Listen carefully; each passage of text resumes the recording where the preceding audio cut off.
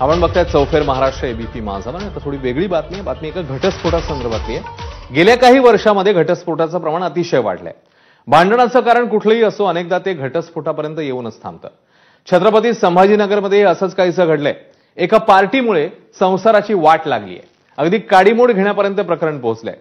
पण त्या पार्टीमध्ये असं झालं तरी काय, ज्यामुळे ब्रेकअप पार्टीची वेळ आली आहे? पाहूया.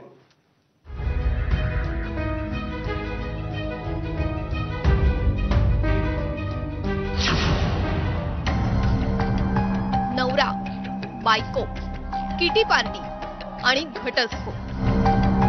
संसार म्हटलं की भांड्याला भांडं लागतंच. पण छत्रपती संभाजीनगरमध्ये भलतंच घडलंय. एका किटी पार्टीमुळे चक्क संसाराची काडीमोड होतीये. त्याचं झालं असं की 5 मैत्रिणींनी किटी पार्टी आयोजित केली.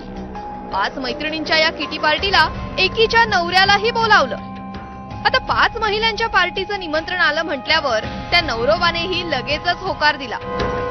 पण त्याच्या पत्नीनं मात्र एक विचित्र अट घातली. ती म्हणजे मुलीचा वेश करणार असाल तरच पार्टीत एंट्री मिळेल. हे महाशय त्यासाठीही तयार झाले. मग काय, मुलीचा गेटअप करून पती पार्टीत सहभागी झाला.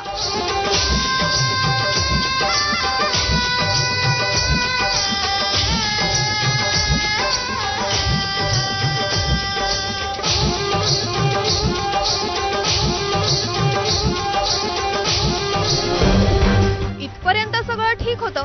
पण जेव्हा या पार्टीतला व्हिडिओ पत्नीनं व्हायरल केला तेव्हा मात्र दोघांमध्ये वादाची ठिणगी पडली आणि घरातल्या किटी पार्टीचा वाद थेट कोर्टाच्या पायरीपर्यंत पोहोचला. आता परिस्थिती अशी आहे की क्षुल्लक कारणावरून डिवोर्स होतात. किटी पार्टीला जाऊ दिलं नाही तरी डिवोर्स करतात. चांगले कपडे, असे कपडे का घातले याच्यावरून डिवोर्स करतात. मला वाटतं याच्यामध्ये कुटुंब व्यवस्था मजबूत झाली पाहिजे, तर हे डिवोर्सचं प्रमाण कमी होईल.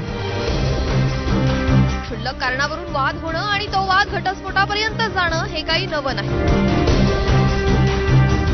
प्रत्येक क्षणाला मोबाईल बघत राहणं, मग तुमची घरची जबाबदारी असो किंवा मुलांकडे दुर्लक्ष असो, आई वडील हे प्रामुख्याने सगळ्यात आधी महत्त्व मोबाईलला देता आहेत. मला असं वाटतं या गोष्टीचा कुठेतरी समन्वय साधला तर बरं होईल. याने बरेच दिवस टाळता येऊ शकतात. किटी पार्टीला नवऱ्यानं मुलीच्या वेशात यावं ही बायकोची इच्छा होती. नवऱ्यानेही बायकोनं दिलेलं आव्हान पूर्ण केलं. एकूणच काय तर मस्करीची कुस्करी झाली आणि संसाराची काडीमोड. कृष्णा केंडेसह ब्युरो रिपोर्ट, एबीपी माझा, छत्रपती संभाजीनगर.